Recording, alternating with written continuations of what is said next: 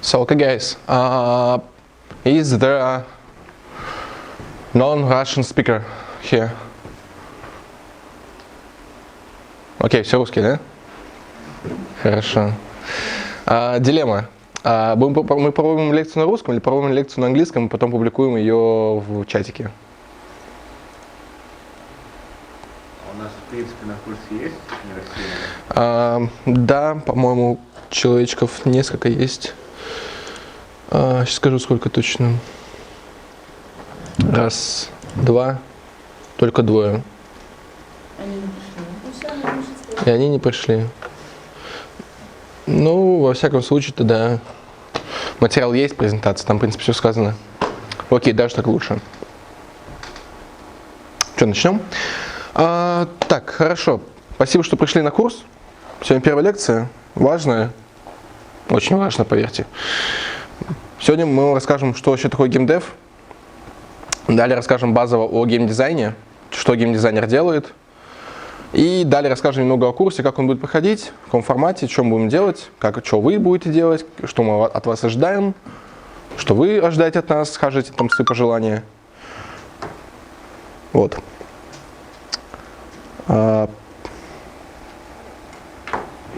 Начнем. Так, окей. Давайте задам такой вопрос. Что такое GameDev? У вас прошу. Что такое GameDev? Ну, вы можете поднимать руки, вы можете говорить. Разработка игр, хорошо. Еще кто-нибудь? Отрасль, тоже верно. Да, это будет более точное определение. Еще?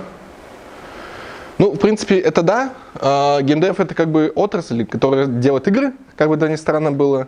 И причем делает игры не только для себя, но и также для аудитории. То есть это, по сути, бизнес.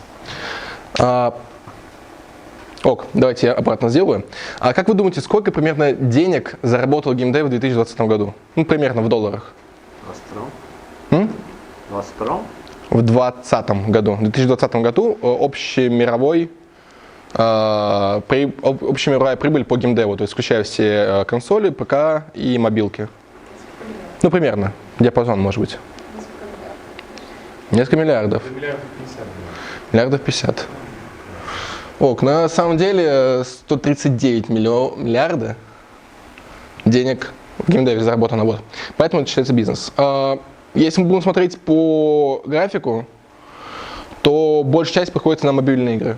То есть это около 74, сейчас 75 где-то миллиардов долларов зарабатывается за год. Далее идут ПК, а затем уже консоли. И также сюда входят различные медиа по типу различных фильмов для VR и для XR. Вот. Что можно сказать по этому графику? Этот график взят из ежегодного обзора маркета GameDev. Вы можете увидеть тут на чарте, в принципе, как оно все распределяется, плюс-минус. Сейчас этот рынок немного подрос, то есть сейчас данные немного получше, то есть еще больше денег мы заработали. Это в связи еще с ковидом. То есть ковид дал существенный прирост именно на мобильный рынок. Немного на ПК и консоли, но больше на мобилке. Вот. Далее.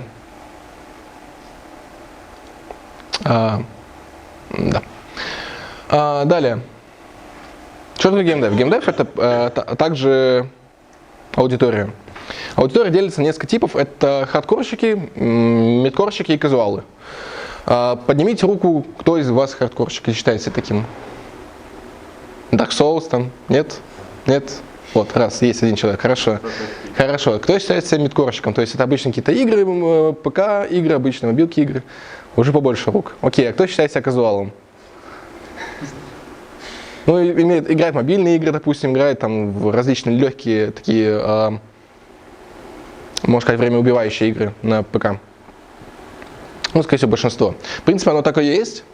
Если мы переведем вот эту пирамидку, мы получим как раз нашу воронку, где хардкорщик занимает самое маленькое место. Вот у нас один человек был, мидкорщик уже побольше, и казуал это почти все, кто когда-либо играл в игры.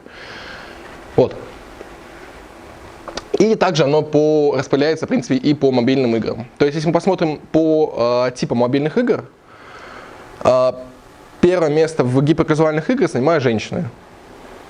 Как-то было ни странно, занимают женщины, 63% и 37% мужчин. То есть от гиперказуальных к хардкорщикам процентаж меняется.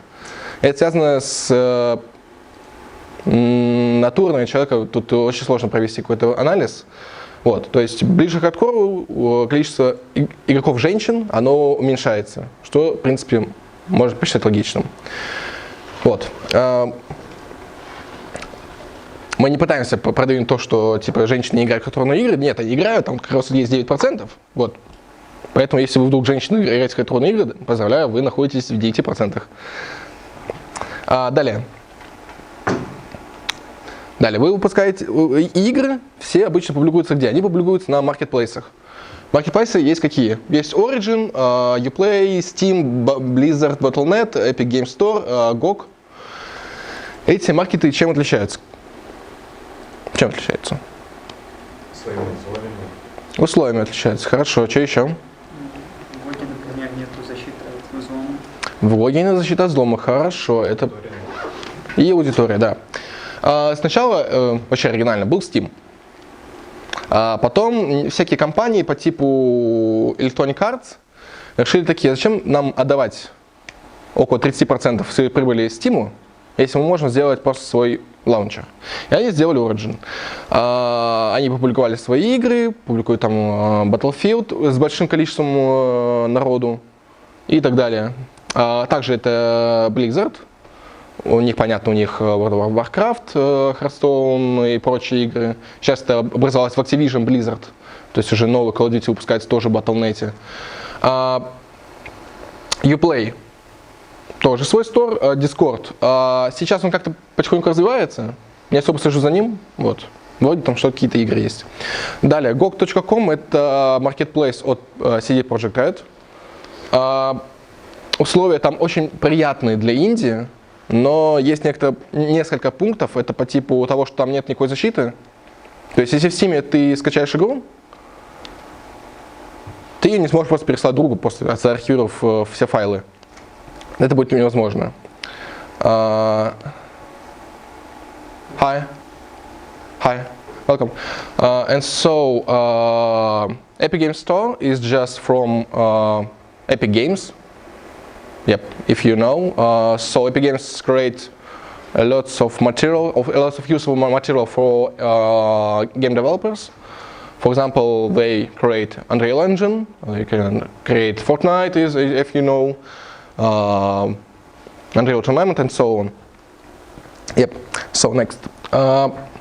Next is mobile marketplace. If you want to publish your game on mobile marketplace, you need to know. To what place you need to publish. So this is Google Play, this is App Store, this is for Android, this is for iOS, and also there are some more markets. For example, Amazon market. If you don't know, Amazon really creates games. They create his own engine based on CryEngine, as I know. Yep. And for example, for China, there are a lots of market, for example, Huawei market, Honor market, and so on. Because there are lots of mobile devices companies in China, and so there are lots of market. So next is monetization. How you will monetize your game? Monetization is just from what you will gain some money. For example, you will publish game, for example, for your soul, only for you, but you want to achieve some minimum goal, for example, $100, for example. And what type of monetization you need to implement in your game is just on this line. For example, for hyper-casual games, the more revenue are gained from ads, from mobile ads, is just for reward. videos and from default short video ads. Next is casual games. It's just hybrid. For example, in some games, in some mobile games, you can see the button that disable ads is cost around $5-6 per month, and this is a type of our monetization. And there are some points that people who buy some in-app purchases, for example, disable ads, and leave from apps, for example, for 1 month or maybe for 1 week, just forgot about it, and for next month he got a payment that hey, you will pay for this game, and the player just, why I played, why I need to pay on it, because player don't cancel subscription. And for example, for PC and console only, there are type of subscription, for example, for World of Warcraft, and pay only. For example, you pay for the game and you gain your game. So, is there any question for this slide? Okay.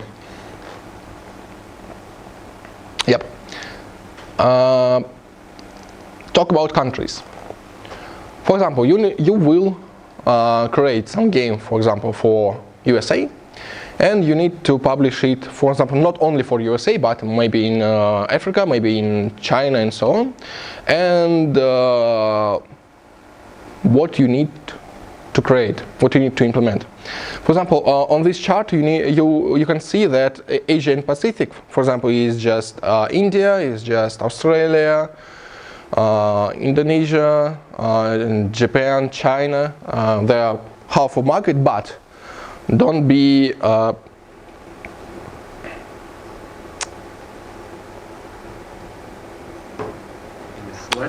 yeah. Okay, the half market is just Asia Pacific, but it's hard to create games for these countries because there are lots of politics about religion, about some government. For example, in China, you don't need to publish some blood, some bones, some deaths. For example, in India, you don't need to publish games that kills cows, and so on. There's a lot of table of politics for developing games for these countries. And the fourth of this chart is just North America, just USA and Canada. So USA and Canada is just tier 1 country in game development. Yep. Tier 2 countries is just Central Europe and Europe itself, and tier 3 countries is just Middle Asia and Africa, Latin America, and Russia also, and this. Yep, China is a separate market, as I thought, and China pretty the same with USA by volume of people. For example, if you do all needed jobs for example, for China, you remove blood, you remove bones, and you just publish on China, it's just maybe the same with USA. But and yeah, with that tier, the payment that we gain from players, for example, for USA and from Russia, is just different. For example, for USA player, we just spend maybe 13 cents for engage, and the player gain us maybe $1.2. It's just fun statistic about it, but I will talk about it in depth game design, about some revenues and about some statistics, about some numbers, about monetization and so on. And yep. And next. And next slide. And yeah, and how to survive in a competitive world. For example, you are a game developer and you need to publish some game. What you will do? For example, by last quarter of 2020 or 2021, I don't know, I don't remember really. There are around 13,000 of games on mobile only, on Android only, and around 20,000 of games in Steam. And how you will survive? How you will push your game into a mass? Okay, so it's just publisher. What publisher do? Publisher will help you. Yep, help you to attract some users. For example, they gain some money for ads. For example, they promote ads in Facebook, in Instagram, and in TikTok, and so on, and just attracting users to your game. Second thing is just analytics. They analyze your game, analyze your content of your game, and told you that what you need to improve in your game. Third thing that a publisher can do is just working with community. For example, you will publish some indie game on Steam, and you need a Steam page, you need a Facebook page, you need to work with your community, you need to publish some photos, some GIFs to engage more users to your game, to just more tweets and so on. And the publisher can do this. It's just different with some publishers. So. Fourth thing is just technical support. Technical support is just, for example, Nintendo software development kit. For example, you can develop games for Switch without Nintendo software development kit.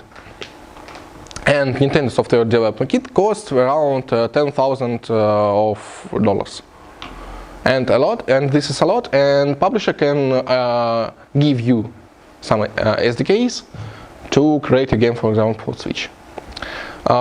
Fifth thing is just ad campaigns that I taught in first point, and ad monetization is just maybe the same.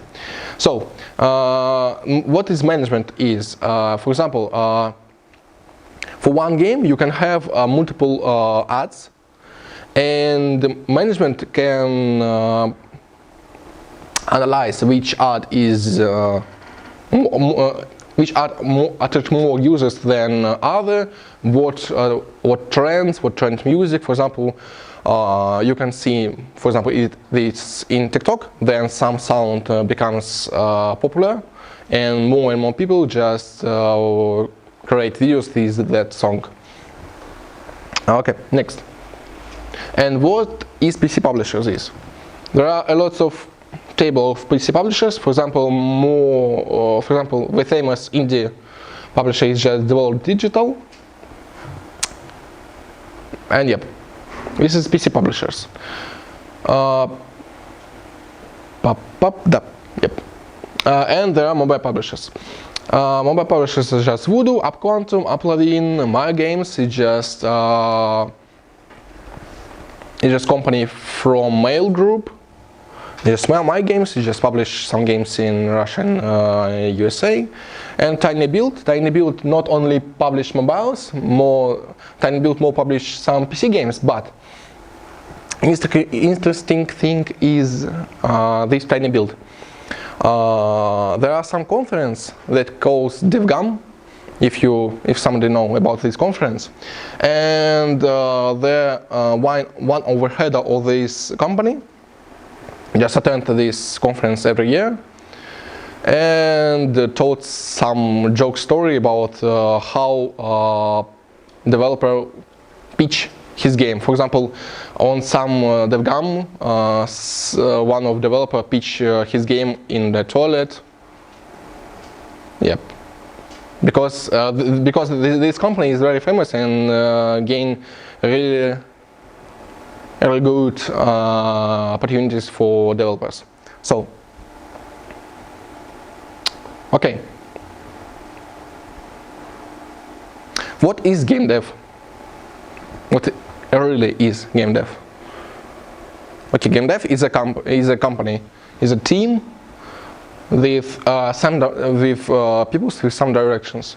The simple way to divide some people is just game design, programming, and art. It's just simple way. If we do more complicated things, it's just business, producing, game design, programming, 2D art, 3D art, and sound. But it's not all. There are lots of types of jobs, but it's not full. There are lots of more jobs in game dev, and if you, for example, want to be a game designer, you can be not only game designer by default, you can be game designer of mechanic, or maybe game designer in narrative, it's just narrative designer, or for example producer. So, and today we will talk about a bit of programming, about 2D, about 3D, about animation, about VFX, and about sound designer. I will show you what these people do, and we'll start. Programming. Yep. What programming is? You can program on different types of engine. There are lots of engine, but not the full list of that. For example, GameMaker Studio is just a fun engine for creating 2D games for indie. It has some low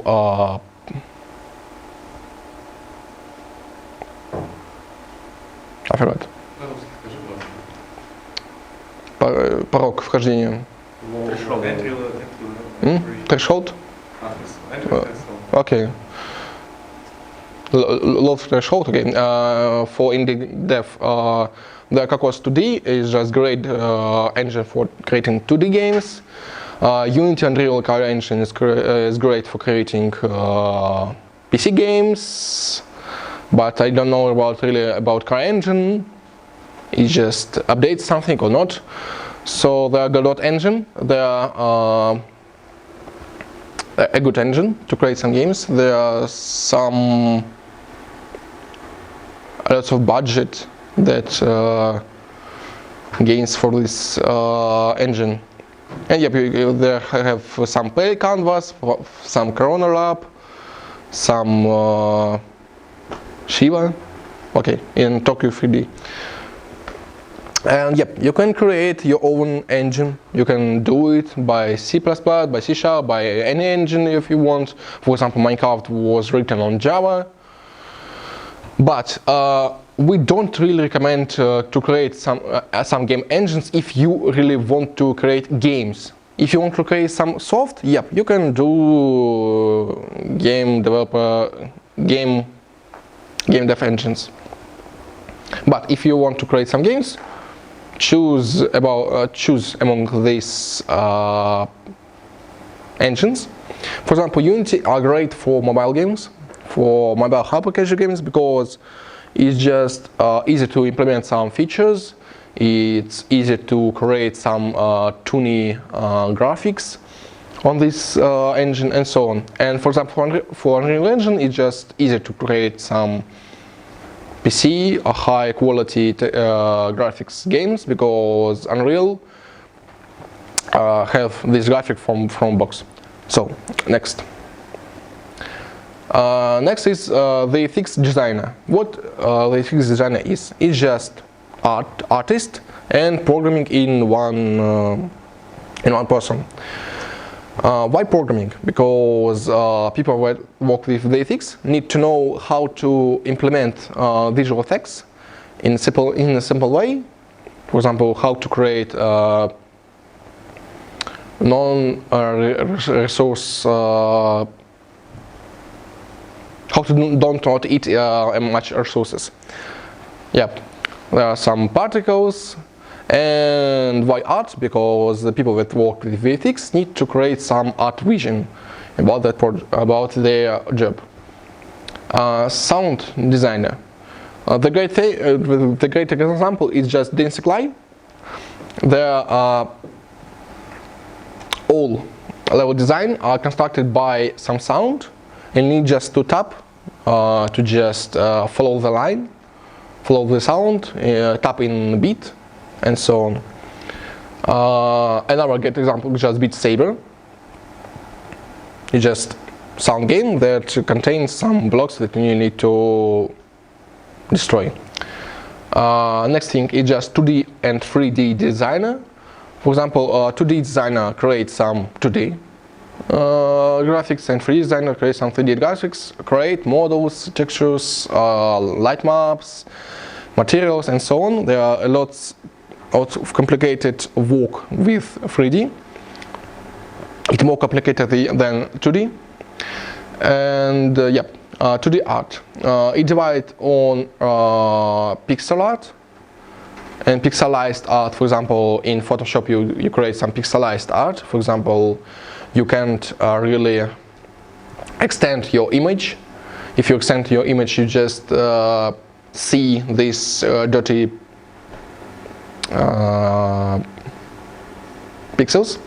And vector art. What the main plus of vector art that you can extend this in, for example, you can extend it in a lot, and the image don't lose their resolution, their brightness, their clarity, and so on, because they are constructed with vectors.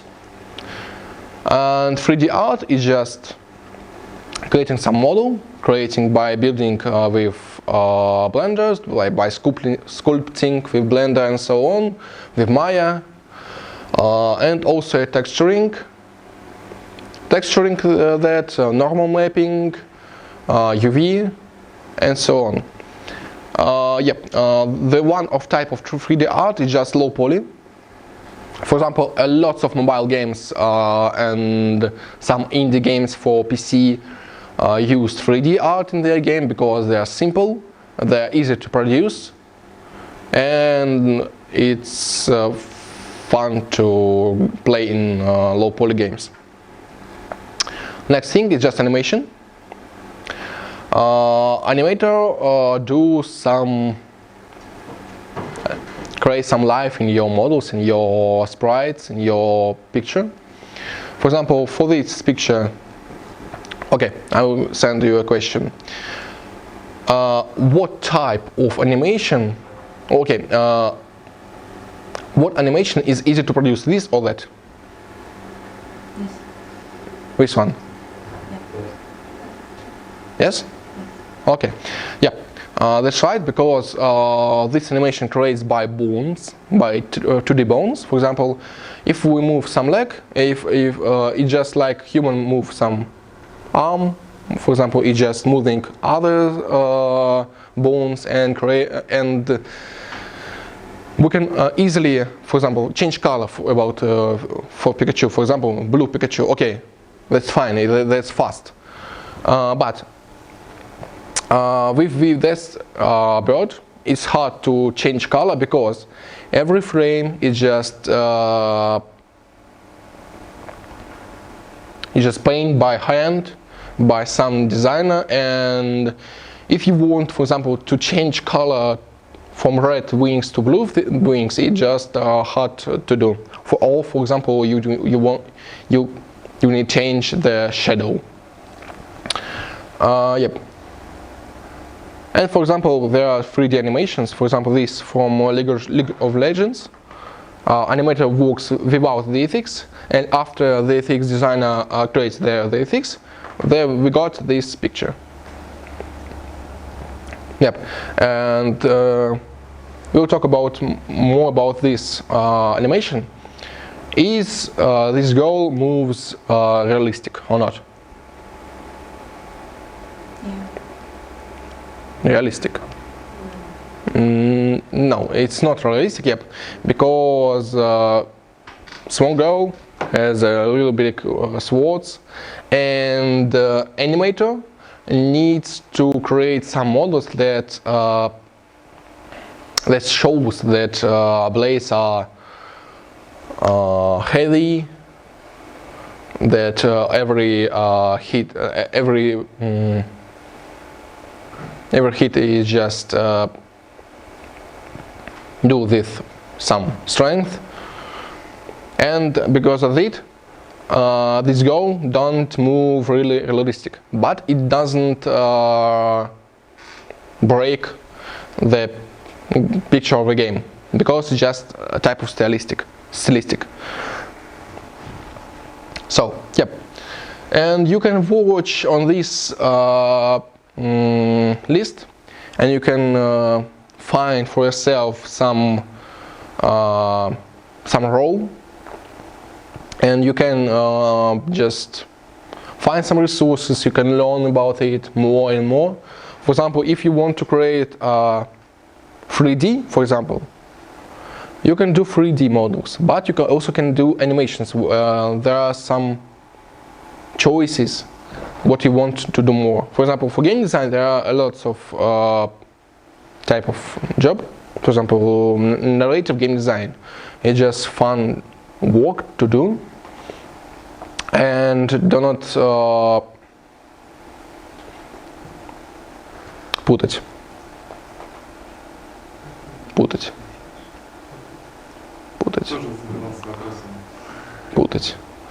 Okay, there are different roles with narrative and story, and not story. Let me. No, yep. Don't be confused about a narrative designer, because narrative designer don't do story. He don't do some storylines and so on. Narrative designer do environment. They just thought with environment that, for example, this type of non-player character, just like football or maybe basketball and so on, and narrative designer needs to show it by some obstacles, by some environment in levels. Yep. So next. Okay, let me do some pause for our lecture. I just need to drink some water, and you need to rest a bit. For example, 5 minutes. Okay. Okay. What game consists of? The game consists of idea of game. Yep. It's just simple. But I will break this idea into 5 parts. First part is just gameplay. It's just how player playing your game. Second part is just visual, it's just graphics and so on. Sound, some story that background in your game, and some platform. For example, mobile, PC, and so on. There's lots of platform. And yep, we will work with MDA framework. What is MDA? Just mechanic, dynamic, and aesthetic. What is mechanic? Mechanic is just what your player do in your game. Dynamic is just how your player play in your game, and aesthetic what a player achieve in your game by this mechanic. For example, in Counter-Strike, the main mechanic is just shooting, is just matchmaking. What dynamic it can bring? It can, for example, spawn camping, for example, hiding in some angles, or maybe rushing some point.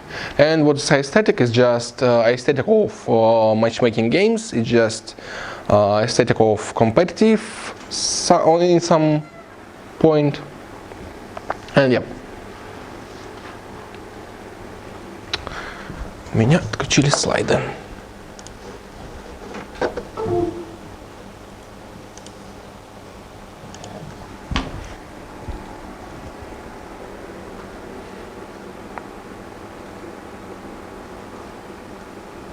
Yep.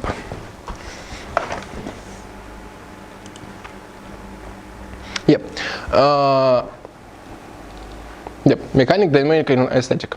But we will work with not pure MDA framework.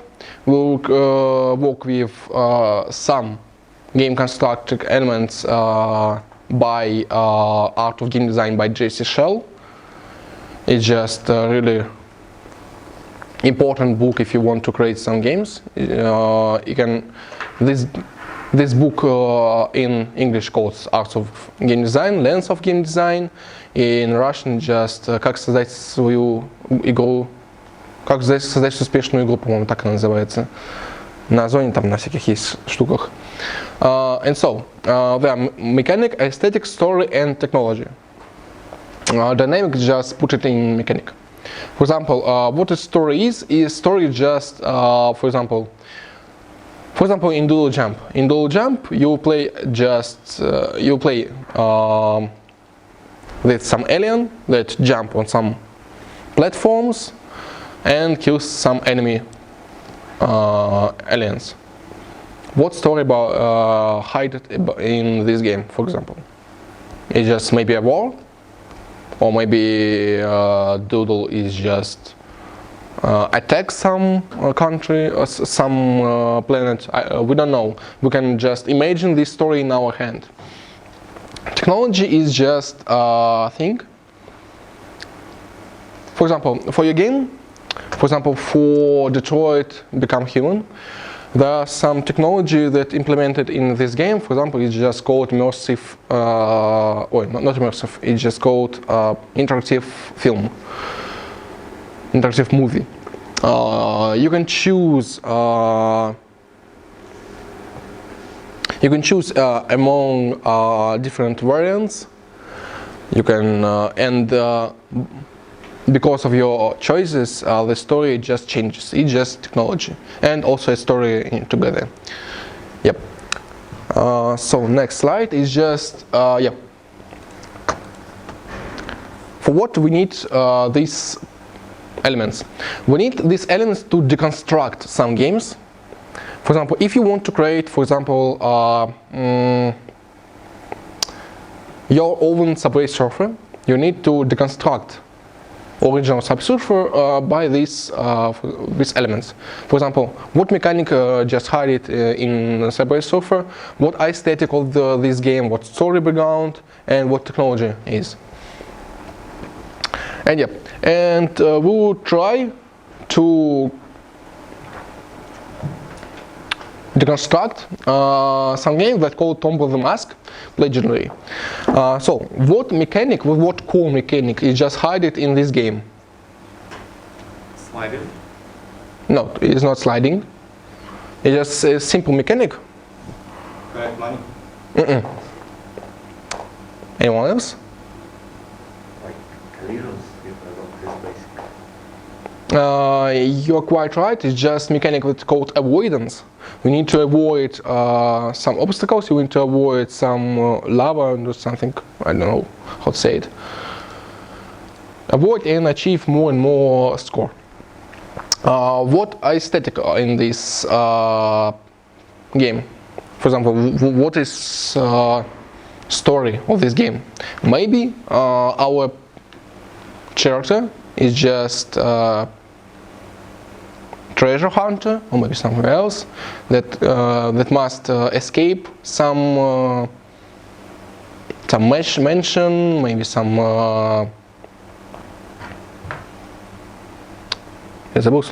the dungeons and so on. What technology hide about in this game? It's just a mobile game. It's just a mobile game with pretty visual and so on. We can describe this game with a big documents. It's just fun to do if you have some time. Choose your best game and just deconstructing it by elements. It's just fun to do.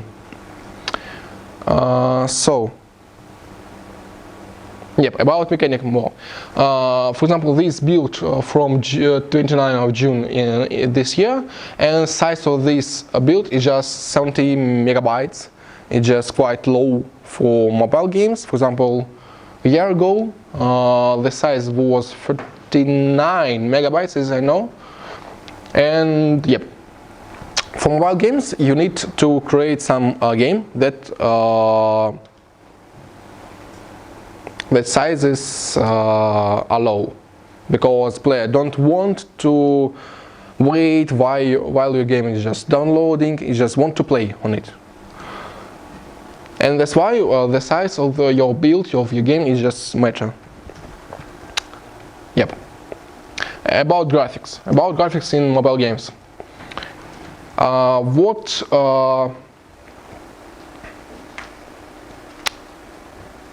Схожести. So what similarities in these games you can see in this 4 picture? What similarities? Bright lights. Bright. Yeah, Colors. bright colors. Yep. What more? Not much more details. Yeah, not much more details and simple. Simple forms. Yep, simple forms. Yep. These screenshots from 2019, as I remember, and with screens describe a trend in mobile games, just to simple colors, to simple details, to just complementary color. For example, about complementary color, water are blue and our obstacles are orange. The complementary with orange and blue are used in films. For example, if you watch some films, you can see this. For example, if you want to concentrate player vision on some element, you can put some orange body along blue landscape, and the main point of a player will be point to your character. Okay, next, Brawl Stars. What type of game is just remind for you? No, not type of game. What game? The PC game. PUBG and Fortnite. Yep. This is quite a clone of Fortnite in visual style, because, for example, this main screen is just a little copy of Fortnite. It's just three people, just shops, go some cups, some levels, some different characters with different skins, and so on. And visual style of this game is just quite simple with Fortnite, because bright color, quite low details, tasty VFX, and so on. Next game. Next, okay. And how to become a game designer? In our course, everyone will be a game designer. No matter what your background is, you will be a game designer. You will create your own game on our course. And what you need to become a game designer? What do you think? What you really need to become a game designer? Creativity, yep, maybe, yep. There's a part of game design. What more? Experience. Experience, great. What? Team. Not always you need a team to become a game designer. You can be indie developer with only one people. It's just you. It's just a game designer. It's just programmer. It's just 3D modeler. It's just sound designer, 2D modeler, UI UX designer, and so on. It's just indie developer who describes. So to become a game designer, you need to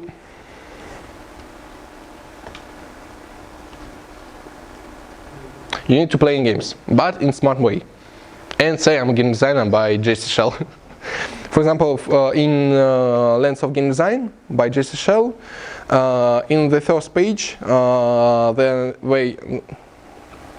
the first 5th, maybe 10th page, JC Shell describe what you need to do as a game designer. Just stand from your bed and just say in a loud voice, I'm a game designer. Voila, you're a game designer.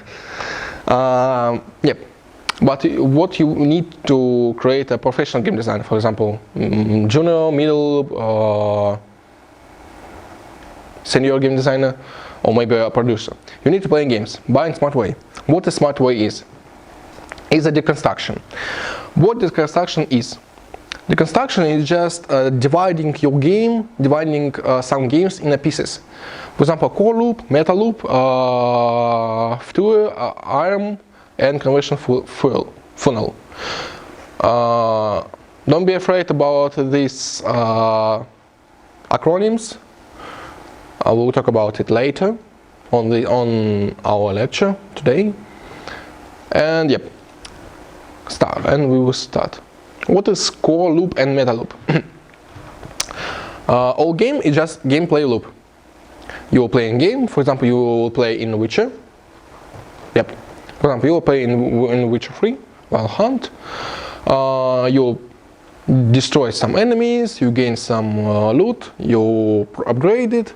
For example, in this, you kill monsters, gain some golds, buy some stuff, and repeat this process.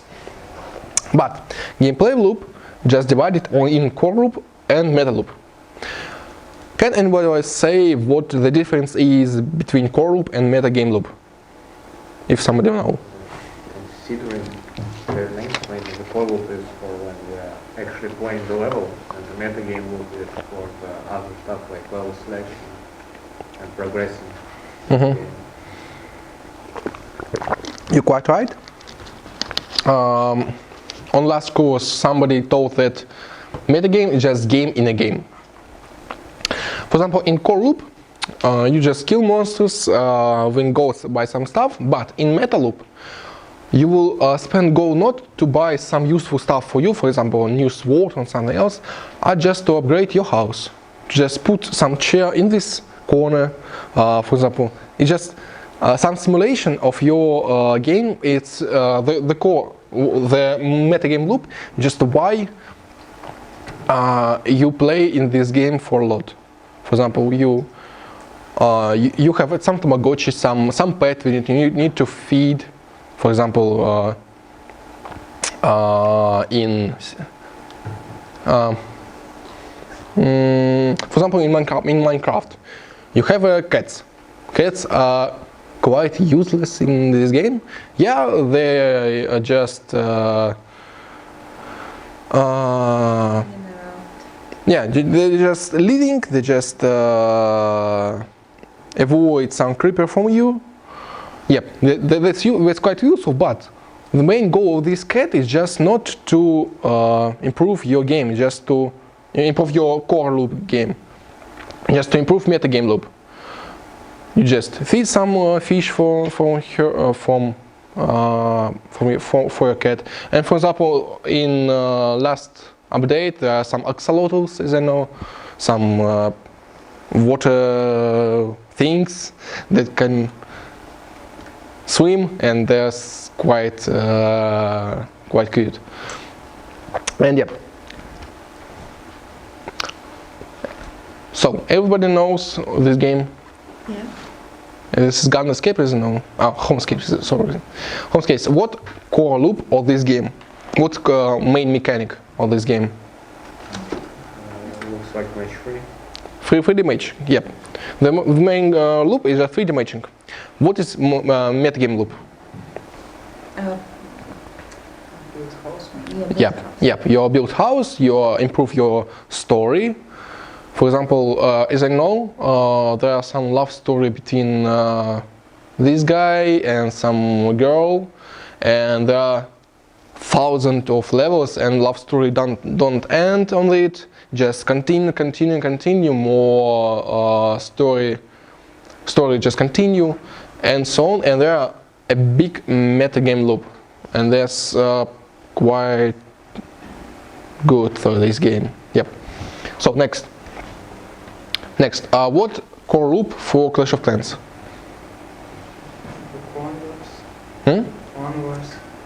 Clan wars, yep. Building your town, just to war with another people, just clan wars and so on. What is meta loop? Building your own base. No, building your own base is just core loop for this game. It's just like Sims. Maybe it's community management. Yep. Right? Yep. The metagame loop is just community, just clan wars. So clan wars is not a core feature. It's just some clans. It's just some social features that, for example, cups, levels, and so on. Next game. Yep. For the end core loop for Clash of Clans in more extended way. For example, you collect resources. You build something. You lost some resources, you again collect resources, and in some time you will need to battle. You spend some type of resources to create your own defense, to attack someone, and you gain coins, you gain ranking, and you just looping again. And they are core loop. Okay, fun question. What core loop for these two games? Die and become life. Die and become life. Dying becoming off now. Anybody else? Win or Yeah, it's competitive. In each game, you need to achieve some goal. For example, in Dota, you need to destroy enemy ancient. In CSGO, you need to plant as a terrorist or kill all terrorists as you play counter-terrorists. But what is meta loop for these games? Ranking. Yeah, it's type of meta loop, but there are lots of more meta in these games. Keys is like the one, you know, those loot boxes, right? Loot boxes? Yeah, right. No, it's not. It's type of meta, but it's not main meta for this game. For example, let's talk about Dota because I have around 1,000 hours in this game. So, in this game, while you watch some videos, you heard some word that called meta. For example, meta for this patch is just, for example, Juggernaut and Storm Spirit. I don't remember. Yep. Meta is just a strategy for this game. For example, strategy in Dota is just what type of heroes you will choose, what lineups you will do, what items you will buy, how you will plan your strategy on the map, on what time you need to, for example, attack some people from enemy side, in what time you need to destroy some tower. And also for Counter-Strike, there are some strategies. You just playing strategy for one round. For example, for this round we fake B and go to A, or fake B, fake A and going to B, because just big brain time, just fun to make. And that's why people are just returning in this game again, again and again. Because if there were no strategy in these games, there will be not too much fun.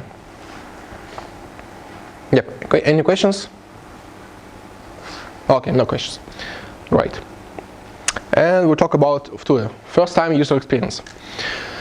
What is Vture? It's just most important play session in your game, or in every game.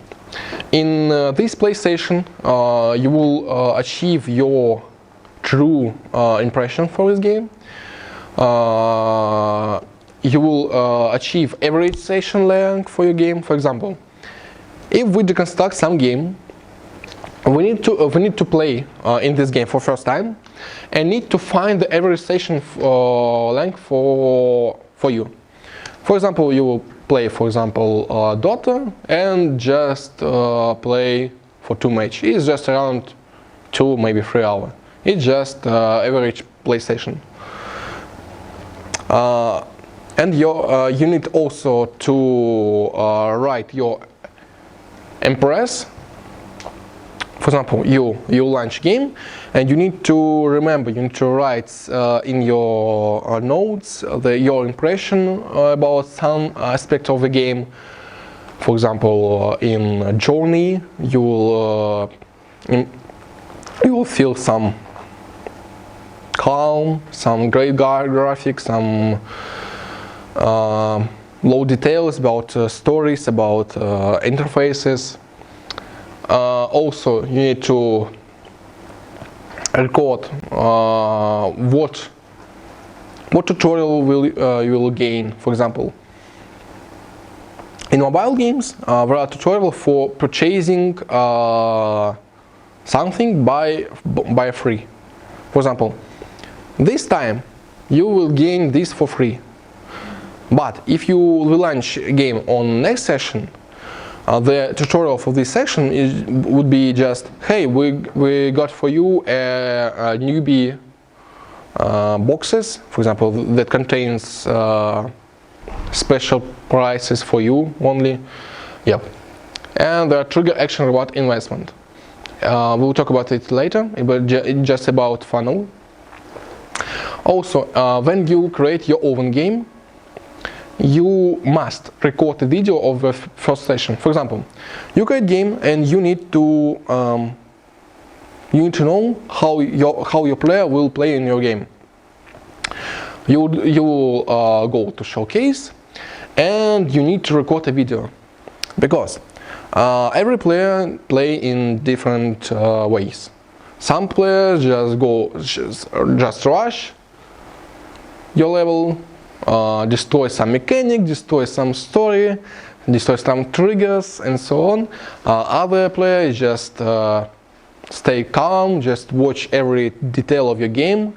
It's just different types of players.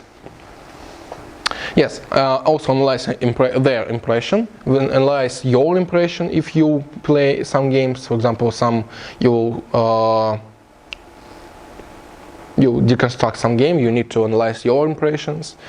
Decompose monetization point is just formats and so on, and define wow effects. Wow effects, it's just some wow moments when you say, when you just sit, play, and you just and your impression just in the 9 clouds. Okay. And also can decompose some features into archetypes. Yep. Next is IRM model. What is IRM model is acquisition, engagement, retention, and monetization. And there are some core, meta, and social features.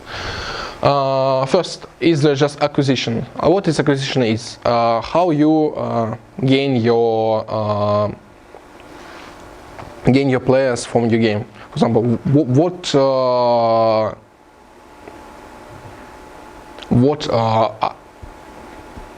acquire users during core loop, how meta game loop attract players, and for social features, how your players can attract with others. About engagement, it's just how do you engage player with your game cycles. What will be motivation to users to stay in the game is just in meta loop. For example, it's just loot boxes, it's just some strategy, for example, for Dota.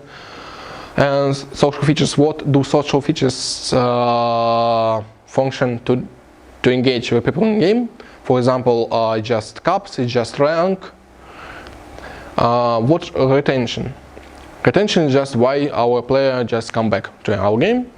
For example, core meta and social features. And monetization, how you game monetize in a core loop, how you can monetize player in meta loop. For example, loot boxes. Your player can play in your game without any heads, any stuffs, any other models that just do some graphical features only. And how you will gain money from meta. And how social features affect to your monetization. For example, for some games you can remove monetization, but you can't move with this free type, because this free aspect is just main goal for your game. Okay, next slide. Conversion funnel. What funnel is? For example, you will launch a game, you will promote some ad, for example, on Facebook. Some users on Facebook click on your ad and just visit your store page, for example, on Google Play. It's just 95% because somebody just go back because there some misclicked. 70% just download and install your game. 65% launch your game. 40% start, for example, a tutorial, start at first free level, and only 13%, probably, maybe more, the more is better, the less is not better, playing your game on a long time. And the conversion funnel that awareness, interest, desire, and action. For example, what is awareness? We just say to a player that, hey, you have this game mechanic. For example, you can double jump. Second, interest, we gain to a player some easy level for double jump. Desire, we gain to a player some money, some coins for this double jump. For example, putting some coins in a line just for double jumping. And action is just, wow, you finished the tutorial, you're great. Now try some different levels with that mechanic. Yeah, and for example, this screen is just from dev to dev tool. It's just analyzing tool. For example, it's just funnel on tutorial. We have 114,000 users on the start, and only near 50% of them on the finish of tutorial. There are high drop down in step number 6 and number 7 and number 8.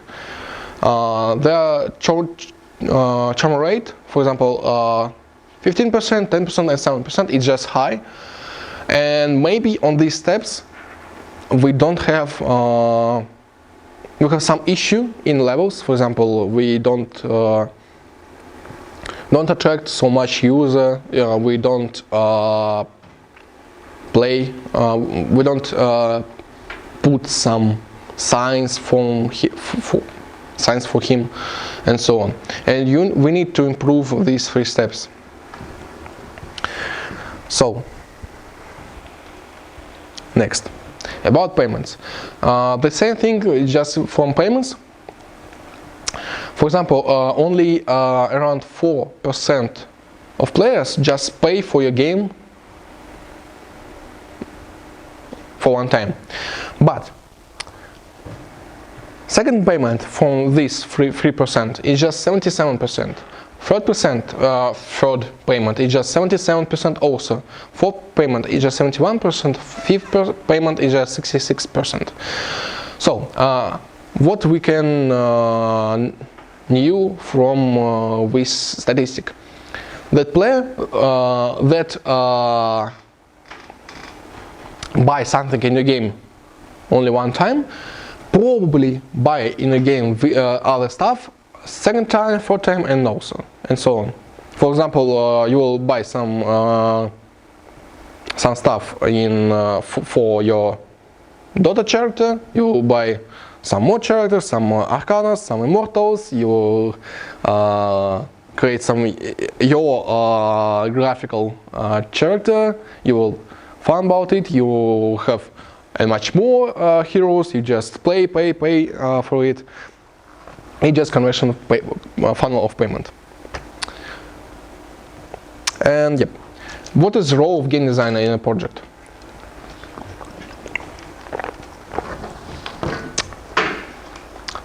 First of all, you need to choose your destiny just to be the producer or game designer. It's just different role because let me see it. Because producer is just a man who describe a game in very top level, and who know some monetization stuff in more depth, some social stuff in more depth, some trends and so on. Game designer is a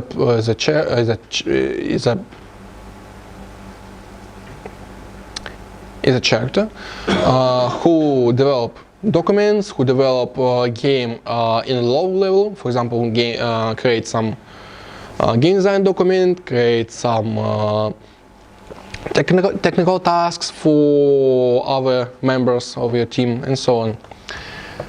And yep, what really game designer do? Game designer do core and meta mechanics. For example, your producer said that I need a game, for example, about a boy who just jumping in subway. He's a subway surfer, and you need to describe core and meta mechanic for this game. You need to describe how your player will play in your game, how you will attract your player in your game. About art.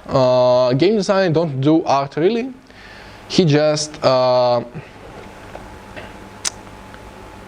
create some references, find some references in the internet, for example, in Pinterest, in different sites, for art style, for sending to your art lead, and so on.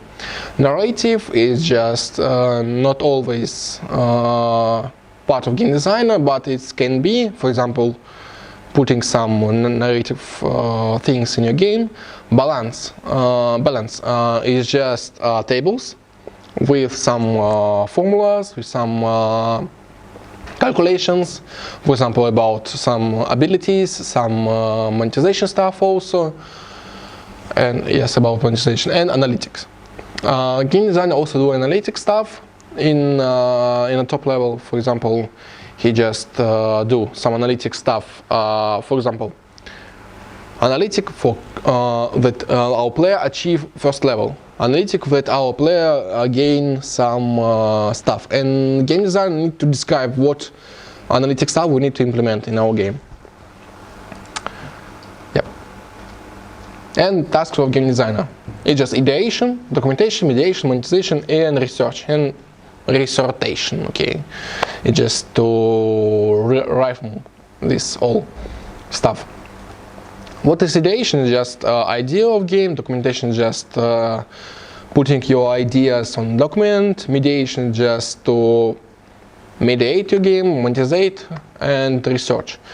What is research? Research is just searching in markets, different games, different stuffs. For example, you need to create some top hyper casual game, and most of you do this in screening test. You're just searching in Play Market. Yep. You're just searching what type of game is just hyper casual, what stuff.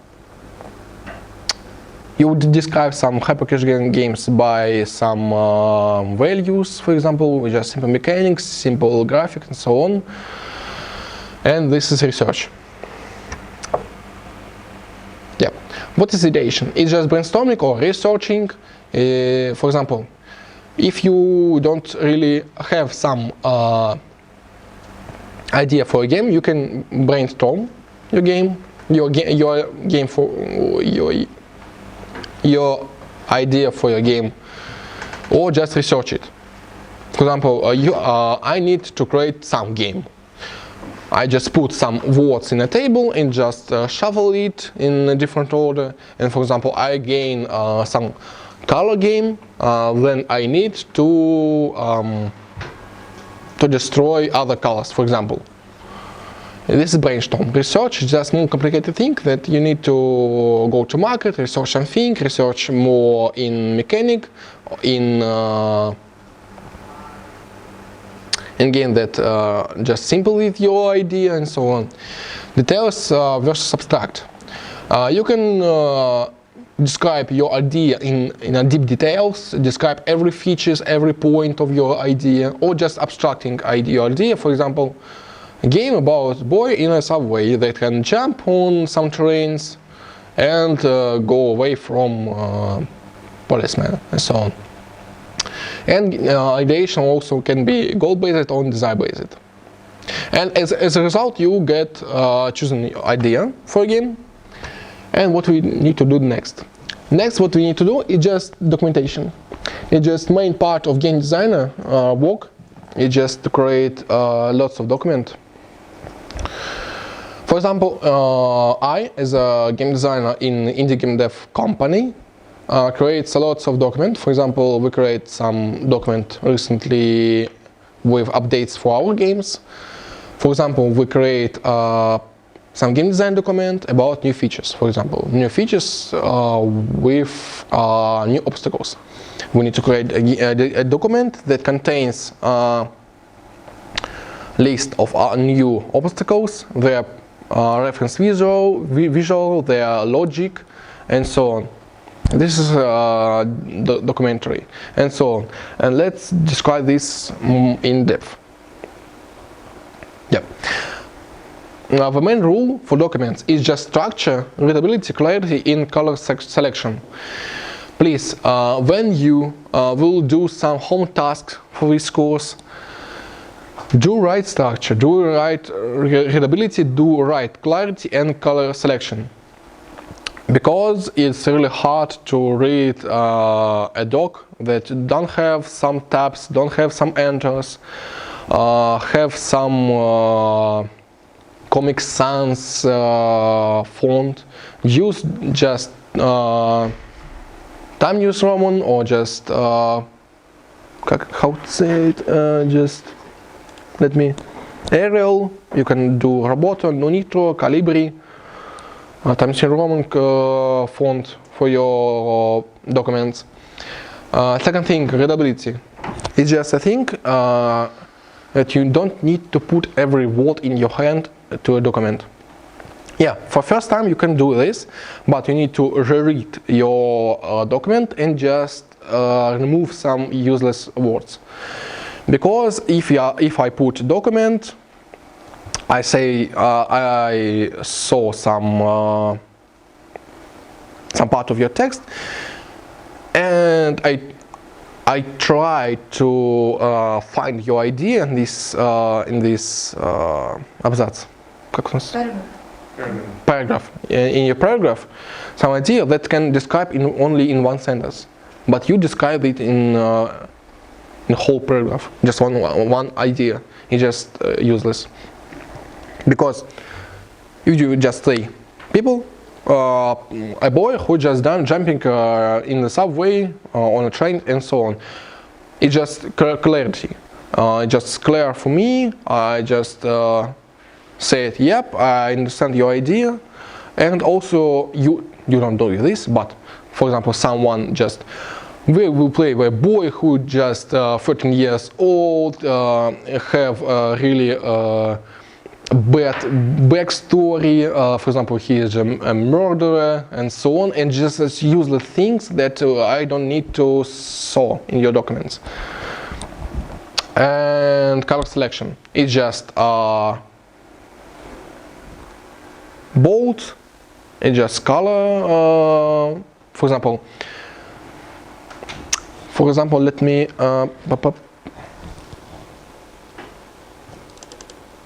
yeah. Spoilers. Yep. Okay. There are some examples. Table of contents. This is important thing in your document to have a table of contents. Google Drive by default have some structure of document on left side. And you don't really need to create some table of contents if you have doc, for example, for 3, maybe 4 pages. But you have a big doc, please do this. There are shortcuts for Google for this in Google Documents. So, in a table of contents, we have some name, some first paragraph, some second paragraph that first paragraph that contains second paragraph, and so on, by different types of your thoughts. Yep. Table. Yep. For example, sorry that we have some Russian language here. I don't know why, because in our work we just use Russian preferred. For example, you have paragraph, and paragraph. You just divided your idea on paragraphs. Don't put it in monotonic paragraph. For example, track, this is a game level, blah blah blah blah blah blah blah blah blah, and putting more in details, just hard to read. Yeah, comments and color scheme. For example, every time you send me some home tasks, please open your documents for comments, because I can just describe what wrong in this part. For example, this is comment from Anthem, just CEO of our company, and just old document dated 2019. And he said that we need to do something in this part and so on. And color scheme. For example, for game design document, we use some color dividing for parts. For example, green parts is for game designer, blue parts are for programmers, red parts for artists, and so on. And black parts is just part of text that you think that don't need, but please don't remove any text from your game or from your documents. Just do it in black color, because in sometimes your idea can be not so bad. It can be good. Okay. Next thing is just user experience flow diagram. This is a thing that describe how your player playing a game. For example, he just open Messenger. If you have some messages, then send some messages or collect some messages and so on. For example, for games, your player start your game, playing levels. While playing levels, he just finished level. He can gain some more money, some less money. For example, get multiple of free monies, and so on. More about it in next lectures, because it's documents that you don't really need in current lecture. So your wireframes is just the same.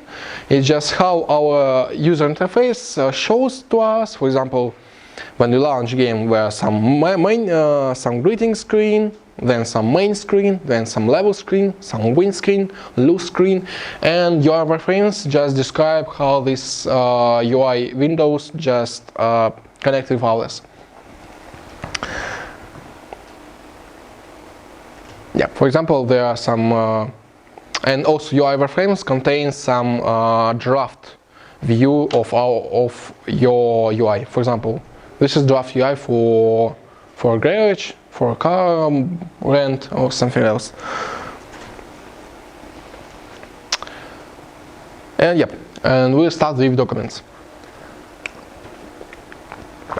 Is there any question for me by previous slides? Yeah, no, it's just a bit complicated for you, but we need to discuss it in first lecture, because if we don't do that, then our course will go for so long. So, vision document, what is it? It's just a general concept of the game without details. In your home task for this lecture, you do a vision document for your own mobile project. You describe some your game idea, game concept. You will told us some gameplay, some settings, some visuals.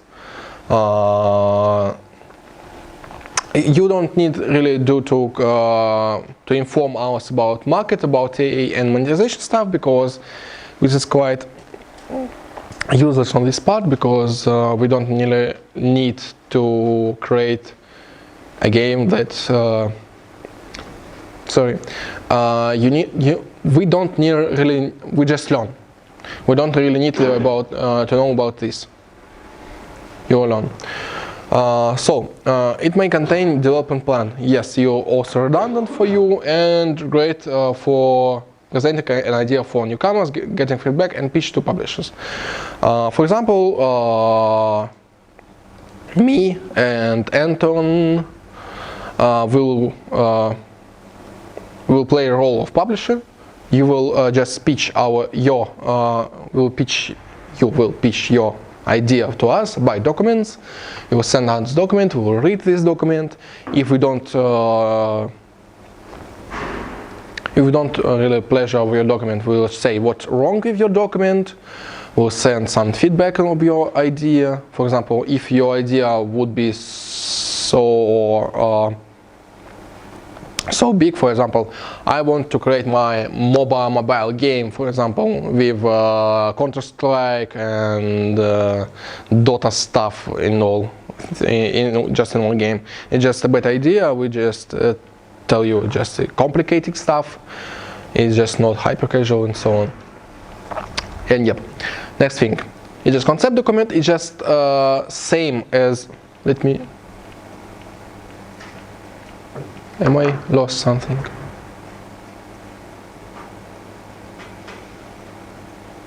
No, I not lost something.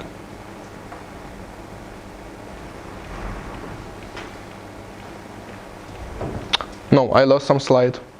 Sorry. I lost some slide about game design document.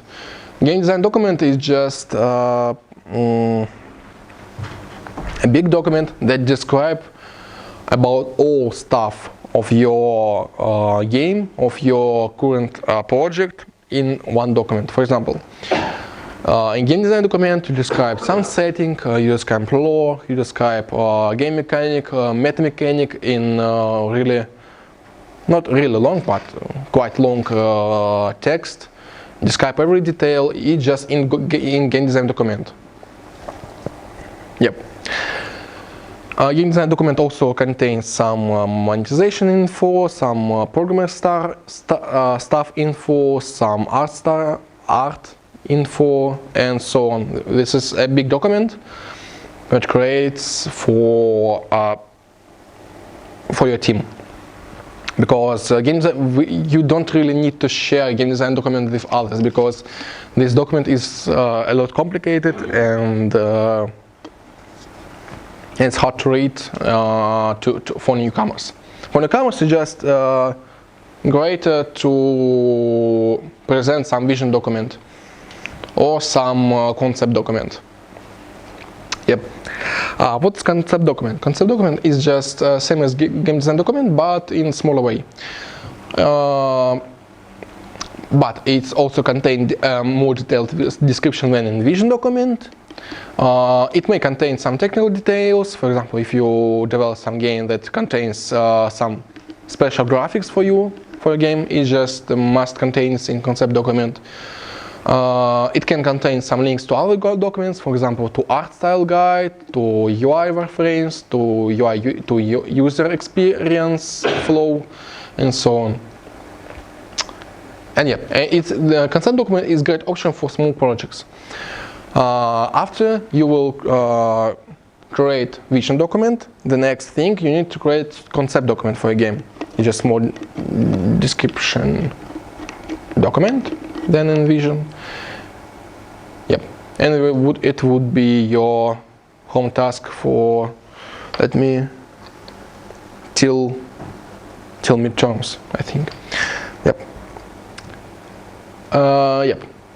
And for now, I will show you some best practices for game design for documentations. It's just single document per project. For example, you can have some big document. For example, it's just a game design document, or you can have some library with different stuffs. For example, in Jira's, for example, in Google Drives. You can have some folders with some stuff. For example, this stuff for artists only, this stuff for programmers, this stuff for narrative design, and so on. Or you can have some single doc. Yep. What we actually do in our company, we just do quite a bit of that and quite a bit of that. So we have some docs. Sometimes we have some big docs. Sometimes we just divide some docs in folders. If we see that our document is just too large, we just divided it. And yep. For example, for small projects, you just really need to have only one single document. For example, only one game design document that describes everything, because the mobile games is just not too big information to just read. And because of that, we just have some small little doc. Yep. Next thing is just how to decompose documents. Yep. So, main thing that you need to achieve, you create some your own Google folder workspace. For example, name it IGD course 2024 or something like that, and you just divide folders in categories. For game design, it's just only for game design. Specification is just technical tasks. It's just redundant for you. It's just for teams. Art is just some models, some pictures, some sprites, some UI, and so on. And builds is just a place where we can see how your game is just how a game evolved. In this folder, you will store builds for a game. For example, first build, second build, third build, and fourth build, and final build, and we can see your progress.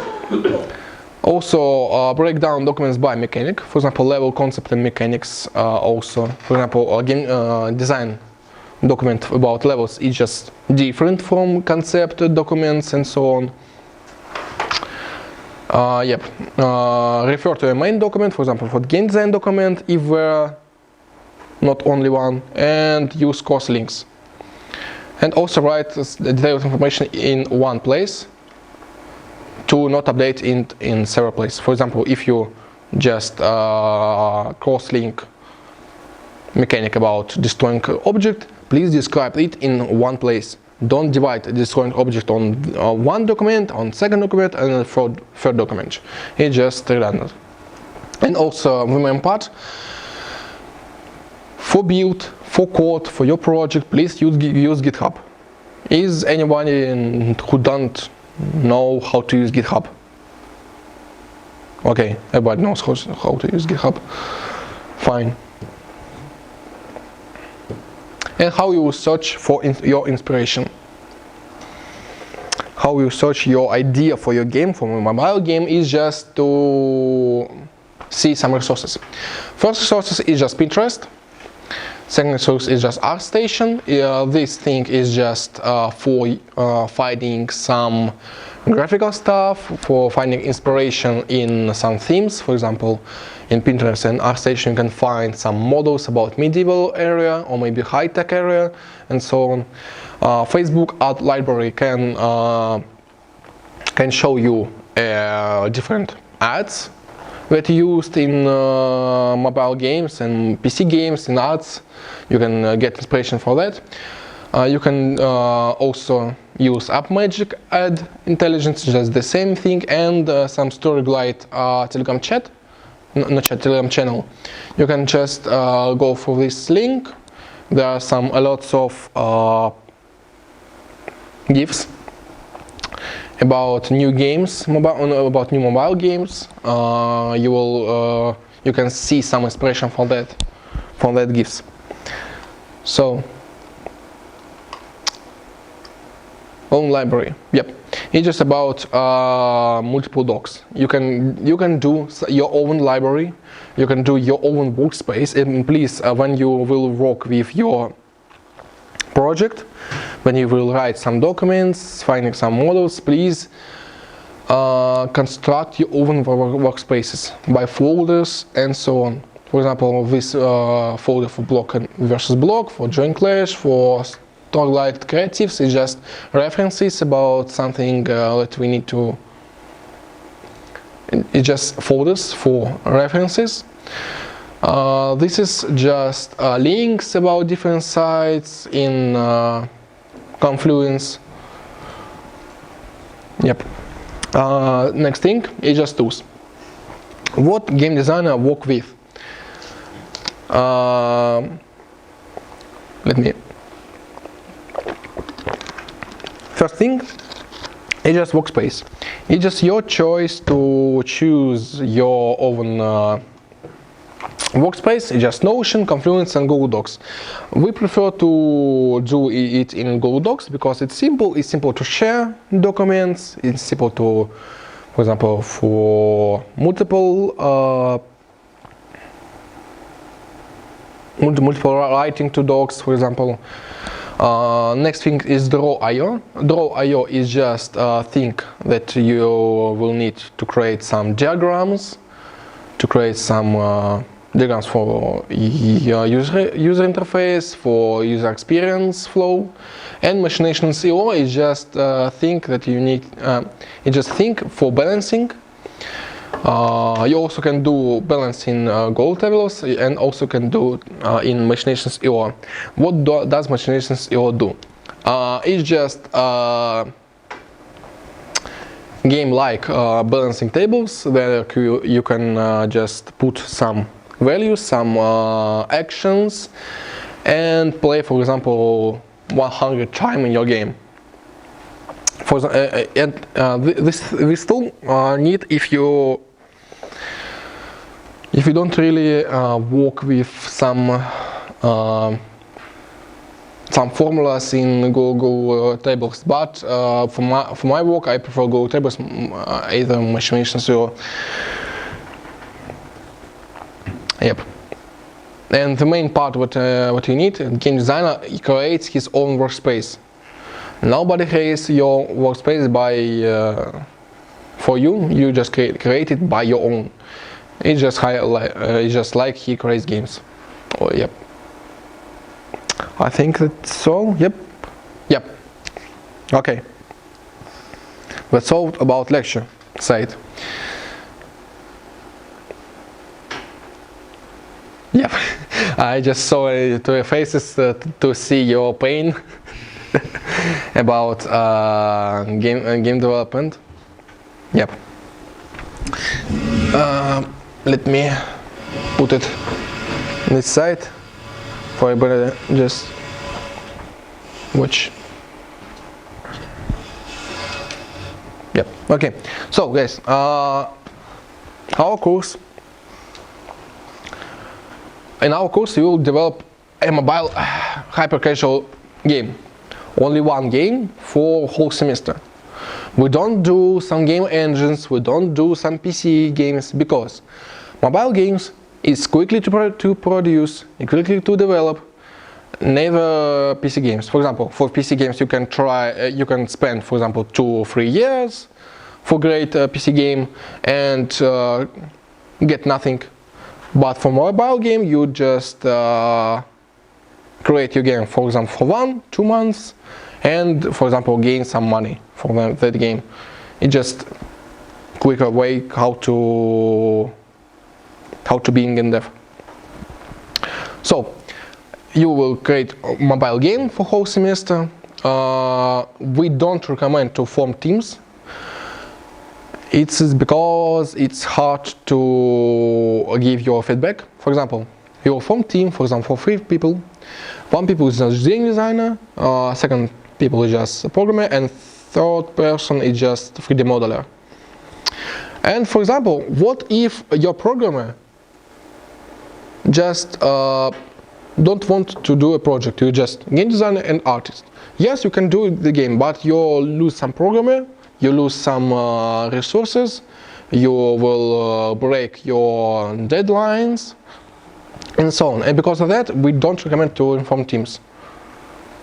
So, third thing, if you have done your game completely, in 100% for example, we can try it, we can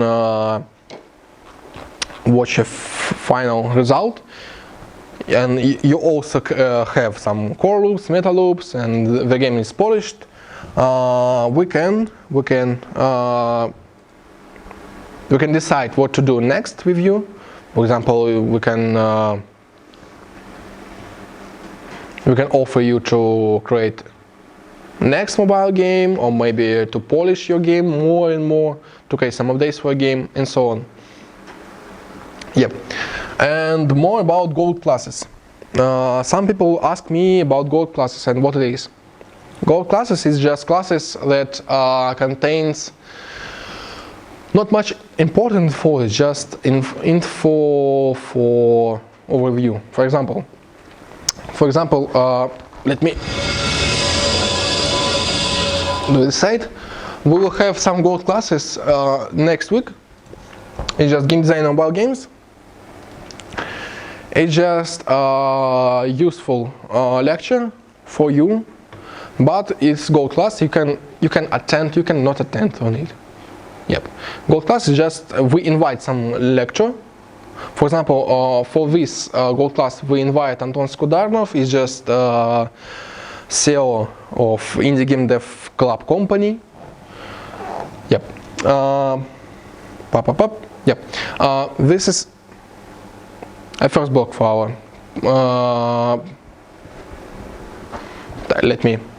Yep. This is first block for our course. It's just 3 weeks, and next we have midterms. So we have also 2 checkpoints for this block. First checkpoint is just finished pitch doc. The deadline would be 8th of September midnight. Yep, you create some pitch doc for us, you pitch some idea for us. Next deadline is just finish concept document. And the red thing in midterms, just time slots for documents review. If somebody create not really good pitch doc, for example, or not really good concept doc, we can meet together, and I will describe what you do wrong, what you need to improve in your idea, for example, in the game, and during midterms you can just create some small document, some concept doc that you will send to us, and I will review it. Yes, this is first block. Second block is just a big block. It just started from 9th of October, and the last is 20th of November. 20, yeah. We also have gold classes. We have some inviter letter and some game jams. We will have 2 game jams on this block, because somebody just wanted to have a game jams. Yep. Nobody? Game jams. Game jams is good. Okay. Game jams. What is game jams? Game jams is just a small hackathon that lasts for 2 days. It's just Saturday and Sunday. It will be held in university, in some room, maybe in this room, maybe we will book a big room. We'll order some pizzas, some tea, some coffee for this. It's just fun stuff. And you also develop some game on these gems. Yep. Also, we will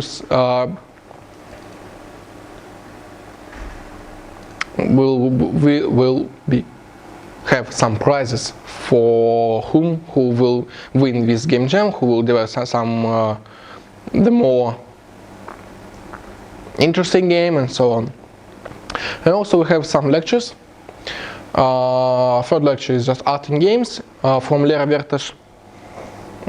Some workshop with intro to Unity. First spoilers. Yep. On first block we also have a workshop. Workshop is must to attend because on this workshop we will learn how to program in Unity. Sorry. Yep. In second workshop for Unity, you will also get a deep knowledge or something stuff in Unity, and also have workshop with animations. Yep. Also have lectures, some game design lectures, and low design lectures, and so on. Also we have Joseph Brown as an invited lecturer. Joseph Brown is, you don't know, is just professor in our university. He does do some PhDs in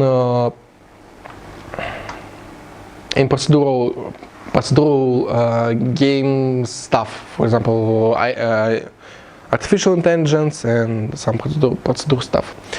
And the last block is just graduated block. Deadline for your final game is just 11th of December. And graduation is just 18th of December. Yep. We just preliminary,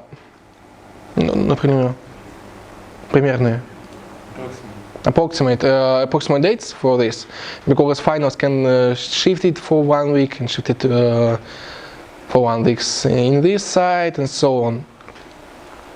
Yep. This is line for your final game. This is graduation.